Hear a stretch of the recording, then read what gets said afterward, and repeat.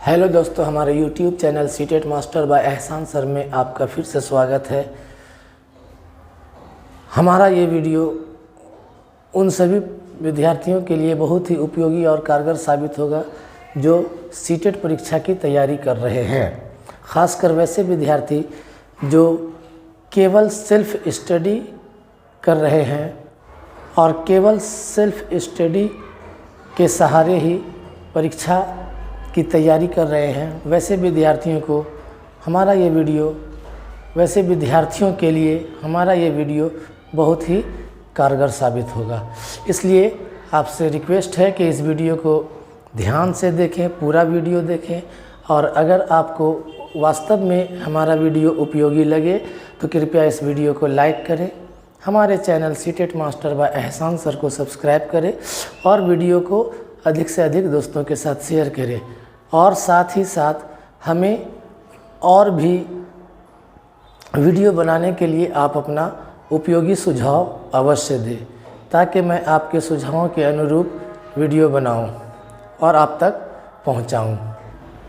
हमारे इस short video के सीरीज में मैं उन सभी महत्वपूर्ण बिंदुओं, उन कठिन शब्दों पर चर्चा करूंगा जो अक्सर सीटेट परीक्षार्थी को कन्फ्यूज़न में डाल देते हैं।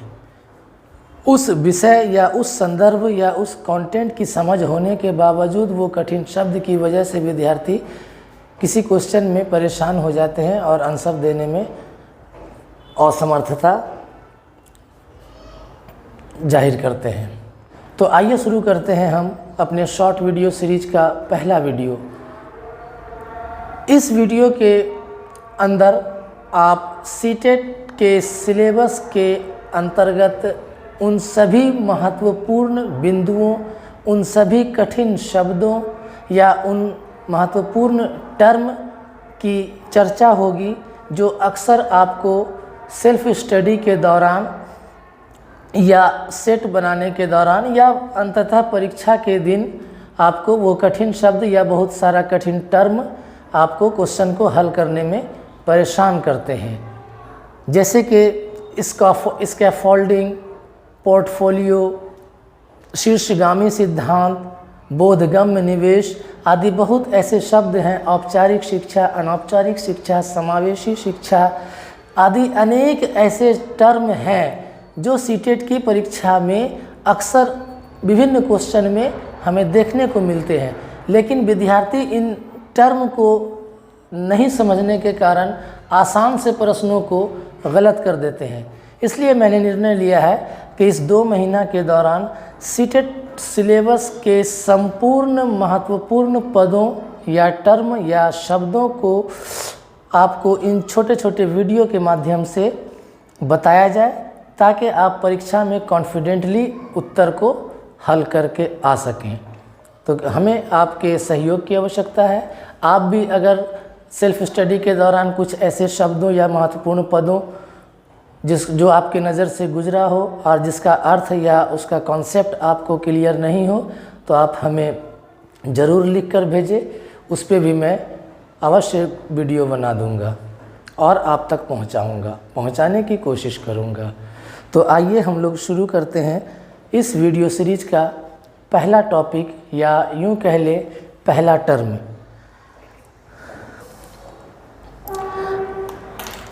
चूँकि आपका सिलेबस, सीटेट का संपूर्ण सिलेबस, अगर हम 1 to 5 की बात करते हैं तो वो 5 विषयों पर आधारित है, जिसका पहला विषय है बाल विकास और अध्यापन कला। बाल विकास और अध्यापन कला, जिसे हम लोग शॉर्टकट में CDP, child development and pedagogy कहते हैं, CDP। इस CDP के सिलेबस पर अगर हम नज़र डालें तो ये 3 भागों में बटा हुआ है। पहला भाग जिसके अंतर्गत 13 चैप्टर है, पार्ट 1। CDP के पार्ट 1 में पार्ट क या 1 है। इसके अंतर्गत आपको टोटल 13 चैप्टर पढ़ने हैं। इस 13 चैप्टर के तहत आपको चैप्टर नंबर 2 जब आप देखेंगे तो चैप्टर नंबर 2 जिसका नाम है बालकों के विकास के सिद्धांत, बालकों के विकास के सिद्धांत, बालकों के विकास के सिद्धांत। इस चैप्टर के तहत हमें मनोवैज्ञानिकों के, बाल मनोवैज्ञानिकों के उन विभिन्न सिद्धांतों को पढ़ना है जिसमें मनोवैज्ञानिकों ने हमें समझाया है कि बच्चों का विकास कैसे होता है। विभिन्न विद्वानों ने बच्चों के विकास से संबंधित अपने अपने विचार प्रस्तुत किए हैं, उसी को हम लोग सिद्धांत कहते हैं। इस विकास के सिद्धांत के तहत लगभग आप 10-12 सिद्धांत पढ़ेंगे या आपके टेक्स्ट बुक या गाइड वगैरह में आपको देखने को मिलेंगे। लेकिन उन सभी सिद्धांतों में 2 सिद्धांत जो अक्सर मैंने अनुभव किया है कि विद्यार्थियों को इन दोनों सिद्धांतों में कन्फ्यूज़न होता है। वो सिद्धांत है शीर्षगामी सिद्धांत, शीर्षगामी सिद्धांत और अधोगामी सिद्धांत, अधोगामी सिद्धांत। आज हमारे इस वीडियो का मुख्य बिंदु या मेन जो टर्म है या टॉपिक वो यही दोनों है। आपको समझाना कि शीर्षगामी सिद्धांत क्या होता है, इस सिद्धांत के तहत या इस सिद्धांत को मानने वाले मनोवैज्ञानिकों का विचार क्या है, या अधोगामी सिद्धांत के तहत बालकों का विकास कैसे होता है, इस बात को हमें मनोवैज्ञानिकों ने किस तरीके से समझाया है। तो विकास के विभिन्न सिद्धांतों में एक सिद्धांत है विकास की दशा का सिद्धांत या विकास की दिशा का सिद्धांत। विकास की दिशा के सिद्धांत के तहत हमें 2 सिद्धांत को पढ़ना है, 2 विचारधारा को पढ़ना है। एक विचारधारा यह मानती है, कुछ मनोवैज्ञानिक यह मानती है कि हमारा विकास शीर्षगामी सिद्धांत के तहत काम करता है, और अन्य मनोवैज्ञानिक यह मानते हैं कि हमारा विकास अधोगामी सिद्धांत के तहत काम करता है। अब ये शीर्षगामी सिद्धांत क्या है, अधोगामी सिद्धांत क्या है, इस पर अपना कॉन्सेप्ट क्लियर करना बहुत ज़रूरी है, क्योंकि पिछले ईयर ऑनलाइन क्लास में इस पर आधारित बहुत सारे सवाल हर शिफ्ट में देखने को मिले हैं। तो अब ये शीर्षगामी सिद्धांत क्या है। पहले हम लोग शीर्षगामी सिद्धांत को कहा करते थे शीर्ष पदाभिमुखी सिद्धांत, शीर्ष पदाभिमुखी सिद्धांत या शीर्षाभिमुखी सिद्धांत। अब ये शीर्ष पदाभिमुखी सिद्धांत क्या है या शीर्षगामी सिद्धांत क्या है, इसको समझिए। बड़े सरल शब्दों में समझेंगे हम लोग, दिमाग पर ज़्यादा लोड लेने की आवश्यकता नहीं है। शीर्ष पदाभिमुखी सिद्धांत, और यहाँ लिखा हुआ है विकास की दिशा, यानी हमारा विकास किस डायरेक्शन में होता है। यह विकास मुख्य रूप से हमारे शारीरिक विकास से रिलेटेड है, यानी हमारे शरीर का विकास, बच्चे के पैदा होने के बाद बच्चे का शरीर का विकास, शरीर के अंदर परिपक्वता, शरीर के अंदर मैच्योरिटी यानी पुख्तगी कैसे आती है, कब आती है, किस तरीके से बच्चा का शरीर धीरे धीरे मैच्योर्ड होता है या मजबूत होता है, इससे रिलेटेड ये सिद्धांत है। किस दिशा में हमारा शरीर का विकास होता है। तो हमें क्या समझना है, विकास की दिशा के सिद्धांत के तहत 2 सिद्धांत हमारे सामने हैं। एक है शीर्षगामी सिद्धांत और एक है अधोगामी सिद्धांत। इसी को अंग्रेजी में प्रोक्सिमो डिस्टल थ्योरी कहते हैं और इसको सिफेलोकॉडल थ्योरी कहते हैं। पहले इस थ्योरी को हम लोग शीर्षाभिमुखी सिद्धांत भी कहा करते थे, और अधोगामी सिद्धांत को केंद्र स्नायु या केंद्रीय तंत्रिका तापी सिद्धांत भी कहा जाता था। केंद्रीय तंत्रिका तापी सिद्धांत, केंद्रीय तंत्रिका तापी सिद्धांत।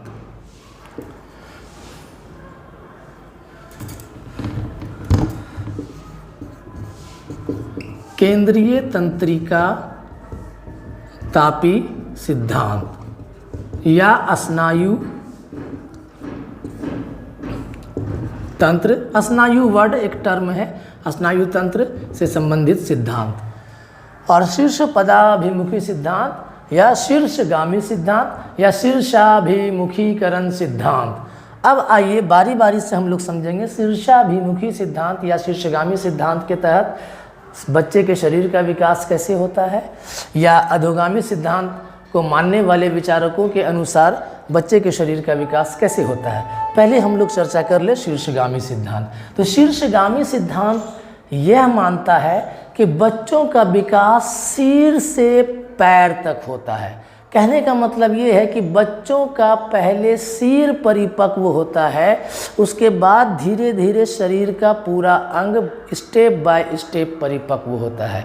अर्थात कहने का मतलब ये है कि बच्चे का शरीर का जब निर्माण होता है तो पहले सर का निर्माण होता है, उसके बाद फिर बॉडी का निर्माण होता है, उसके बाद फिर हाथ का निर्माण होता है, फिर पैर का निर्माण होता है, और उसमें पुख्तगी, परिपक्वता यानी मैच्योरिटी, यानी शरीर के विभिन्न अंगों पर कंट्रोल करना, नियंत्रण करने की क्षमता का विकास जो बच्चों में होता है वो पहले सिर से शुरू होता है। अर्थात बच्चे पहले अपने सिर पे कंट्रोल करना सीखते हैं, उसके बाद फिर उसको गले पे कंट्रोल करना सीखते हैं, फिर उसके बाद हाथ पे कंट्रोल करना सीखते हैं। हाथ को भी अगर हम 4 भागों में बांट दें तो पहले वो बाजू पर, फिर कलाई पर, फिर हथेली पर, तब उंगली पर कंट्रोल करना सीखता है। अर्थात छोटा बच्चा 6 माह का बच्चा है, अगर बैठना वो सीख गया है तो हम लोग देखते हैं कि बच्चे सामने में रखे गेंद को पकड़ने के लिए उंगली का प्रयोग नहीं करते हैं, बल्कि वो संपूर्ण शरीर से उस गेंद की तरफ झुकते हैं। इसका अर्थ ये होता है कि बच्चे को ये अभी पता नहीं है, या बच्चे अभी हाथ या उंगली पर कंट्रोल करना नहीं सीखा है, वो अभी शरीर पे कंट्रोल करना सीखा, कमर पे कंट्रोल करना सीखा, इसलिए वो बैठ पा रहा है और कोई भी काम वो करने के लिए संपूर्ण शरीर का प्रयोग कर रहा है। उसी प्रकार से जब बच्चे को हम कलम पकड़ना देंगे तो वो कलम नहीं पकड़ पाएगा जब तक कि उसके उंगली पर नियंत्रण स्थापित ना कर ले। वो किसी भी चीज़ को पकड़ने के लिए वो सभी पंजे और हाथ पूरे संपूर्ण ये कलाई, ये तलत्थी और उंगली सहित किसी चीज़ को पकड़ने की कोशिश करता है। कलम पकड़ने की जहाँ तक बात हो तो वो इस तरीके से पकड़ेगा, ना कि इस तरीके से पकड़ेगा। तो शीर्षगामी सिद्धांत में ज़्यादा डेप्थ में आपको नहीं जाना, सिर्फ इतना समझना है कि शीर्षगामी सिद्धांत हमें बताता है कि बच्चे का विकास सबसे पहले जो है, सबसे पहले माथा पे कंट्रोल करना सीखेगा, उसके बाद गर्दन पे कंट्रोल करना सीखता है, उसके बाद शरीर पे, कमर पे कंट्रोल करना सीखता है तो वो बैठना सीख जाता है, उसके बाद हाथ पर कंट्रोल करता, तब उसके बाद धीरे धीरे पैर पे कंट्रोल करना सीख जाता है तो वो चलना सीख जाता है, तलवे तलत्थी पर कंट्रोल करना सीख जाता है, और अंततः उंगली पे कंट्रोल करना सीखता है, अंततः उंगली पे कंट्रोल करना सीखता है। इसी को कहा जाता है कि हमारा विकास सिर से पैर की दिशा में चलता है। क्लियर है? यहाँ पर से एक और सवाल निकल कर आता है, एक टर्म इस्तेमाल होता है सूक्ष्म गतिक कौशल। सूक्ष्म गतिक कौशल, सूक्ष्म गतिक कौशल। अब ये सूक्ष्म गतिक कौशल क्या है और स्थूल गतिक कौशल क्या है? स्थूल गतिक कौशल, तो सूक्ष्म गतिक कौशल मतलब शरीर के छोटे छोटे अंगों पर अगर कंट्रोल करना सीख गया बच्चा तो हम कहेंगे बच्चा सूक्ष्म गतिक कौशल में निपुण हो गया। शरीर के उंगली, आँख और कान अगर तीनों एक साथ वो ध्यान लगा सक रहा है किसी चीज़ में, तब हम कहेंगे बच्चे में सूक्ष्म गतिक कौशल की क्षमता आ गई है। मैं आपको कहूँ कि एक बच्चा गेंद पकड़ता है और एक बच्चा सुई में धागा पहनाता है, तो अब आप बताएं कौन सूक्ष्म गतिक कौशल है और कौन स्थूल गतिक कौशल है। तो गौर करें, सुई में धागा पहनाने के लिए या लिखने के लिए उंगली पर कंट्रोल होना ज़रूरी है, और उंगली से धागा पकड़कर सुई में डालने के दौरान हमें आँख पर भी कंट्रोल, तीनों का कॉम्बिनेशन, तीनों का समन्वय और नियंत्रण स्थापित करेंगे तभी हम उंगली पे सुई में धागा पहना पाएगा वो बच्चा। अगर ये ऐसा बच्चा कर रहा तो हम कहेंगे बच्चा सूक्ष्म गतिक कौशल का प्रयोग कर रहा है। और अगर गेंद को पकड़ने के लिए तलत्थी का इस्तेमाल हो रहा है या संपूर्ण हाथ का इस्तेमाल हो रहा है तो हम इसे कहेंगे स्थूल गतिक कौशल। क्लियर है। हम अब अक्सर देखते हैं अपने घर के छोटे बच्चों को, 4 साल 3 साल के बच्चों को, वो खाना तो खाना सीख जाता है, लेकिन वही बच्चा जब छोटा रहता है तो वो खाना उंगली के सहारे नहीं खाता। या यूँ समझ ले कि बच्चा शर्ट तो पहन लेता है लेकिन बटन नहीं लगा पाता, क्योंकि बटन में सूक्ष्म गति कौशल की आवश्यकता है। उंगली पर नियंत्रण करना आवश्यक है। उंगली पर नियंत्रण करना सीख जाएगा तब वो बटन लगा लेगा। जूता पहन लेता है लेकिन फीता नहीं बांध सकता है। अगर ऐसे छोटे छोटे कार्य जिसमें उंगली के सपोर्ट की ज़रूरत पड़ रही है, ऐसे कार्य को हम सूक्ष्म गति कौशल कहेंगे। और स्थूल मतलब हो गया कि बड़े, जैसे दौड़ना स्थूल गतिक कौशल, उछलना स्थूल गतिक कौशल। खैर ये एक्स्ट्रा बातें थी। तो ये एक टर्म है, सूक्ष्म गतिक कौशल, स्थूल गतिक कौशल। क्लियर हो गया दोनों। उंगली से संबंधित कार्य सूक्ष्म गतिक कौशल, तलत्थी कलाई शरीर से संबंधित कार्य स्थूल गतिक कौशल। अब आइए शीर्षगामी सिद्धांत क्या कह रहा है कि बच्चा पहले सर पे कंट्रोल करता है। हम लोग देखते हैं कि छोटा बच्चा जब पैदा होता है तो गर्दन पे, गले पर उसका नियंत्रण नहीं रहता। उसका माथा जो है इस तरीके से गिरने लगता है या इस तरीके से होने लगता है। और हम लोग जब बचवा को गोदी लेते हैं तो उसके माथा के नीचे सपोर्ट देते हैं हाथ से। लेकिन कुछ दिनों के बाद बच्चा खुद से गर्दन इस तरीके से घुमा सकता है। फिर उसके बाद जब बैठना सीख जाता है तो ऑटोमेटिक वो गर्दन आराम से इस तरीके से रख सकता है, नहीं तो उसका गर्दन इस तरह हो जाएगा। तो पहले सर पे कंट्रोल, फिर गर्दन पे कंट्रोल, फिर हाथ पे कंट्रोल, फिर शरीर पे कंट्रोल, कमर पे कंट्रोल, धीरे धीरे वो पैर पर कंट्रोल यानी चलना भी सीख जाता है। एड़ी के सहारे खड़ा होना, तलवे के सहारे खड़ा होना सीख जाता है। इतने गतिक कौशल आ जाते हैं कि कोई रस्सी पे भी चलना सीख जाता है। तो जब जो मनोवैज्ञानिक या जो विचारक इस बात को स्वीकार करता है कि बच्चे के शरीर का विकास यहाँ से शुरू होता है, धीरे धीरे यहाँ जाकर के ख़त्म होता है, उसे कहेंगे शीर्षगामी सिद्धांत। मेरे विचार से आपको ये कॉन्सेप्ट क्लियर समझ में आ गया होगा। लेकिन जस्ट इसके अपोजिट दूसरे मनोवैज्ञानिकों के समूह मानते हैं कि नहीं, हमारा विकास इस तरीके से नहीं होता है, हमारे शरीर का विकास अधोगामी सिद्धांत पर काम करता है। अब अधोगामी सिद्धांत क्या होता है इसे समझें। अधोगामी सिद्धांत का कहना है कि हमारा विकास, कि इसे हमने लिखा केंद्रीय तंत्रिका तापी सिद्धांत, यानी हमारे बॉडी के अंदर बीच सेंटर में एक केंद्रीय तंत्रिका तंत्र होता है जिसको हम लोग स्पाइनल कॉर्ड वगैरह कहते हैं, या रीढ़ की हड्डी के अंदर। क्लियर है। तो इस केंद्रीय तंत्रिका तापी सिद्धांत यह बताता है कि हमारा विकास सर से शुरू होकर पैर तक नहीं जाता है, बल्कि हमारा विकास इसी सेंटर से शुरू होता है। ये शरीर का सेंटर पॉइंट है, यहाँ से यहाँ मान के चलिए।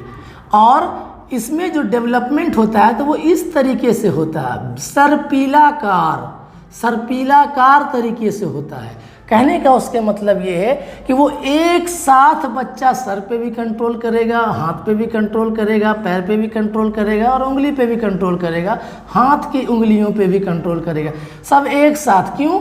ये सेंटर से शुरू होती है पुख्तगी। अगर हम इस हाथ की बात करें तो हाथ का सेंटर ये है, ये मान लीजिए कि हाथ है हमारा, ये हाथ है हमारा, तो ये हाथ का सेंटर है।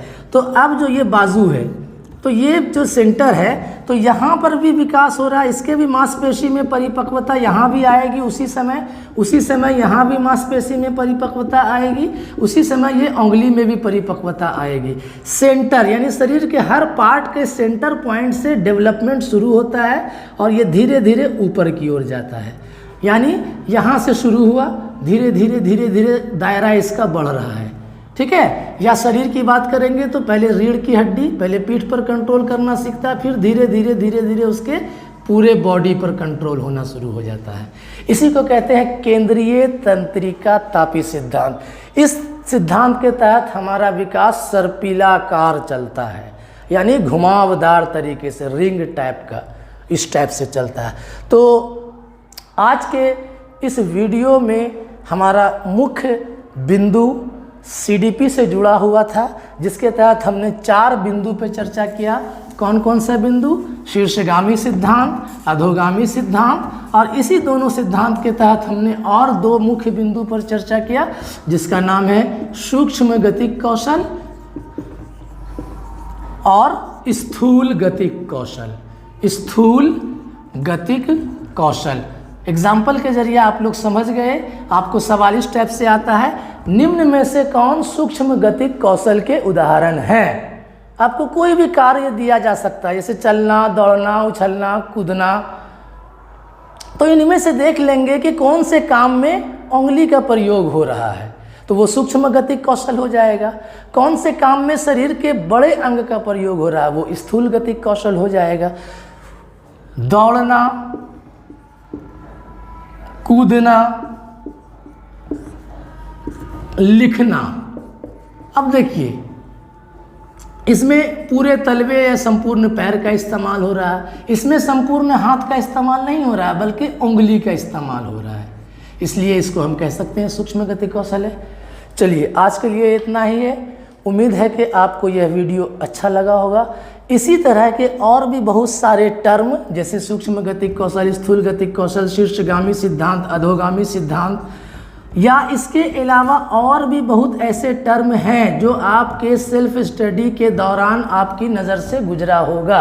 अगर गुजरा है तो वो सारे टर्म को, उन सारे मुख्य बिंदुओं को आप हमें लिख कर भेजें, मैं उसे देखूंगा और उससे संबंधित आपको वीडियो दूंगा। ये छोटे छोटे बिंदु, ये समझ लीजिए कि सीटेट के अंदर अनेक दफ़ा आपको नज़र आएंगे। और भी कई बिंदु हैं, उन सारे बिंदुओं को अगर हम अपना कॉन्सेप्ट क्लियर रखेंगे तो बहुत आसानी से हम लोग कॉन्फिडेंटली क्वेश्चन को हल करके आएंगे।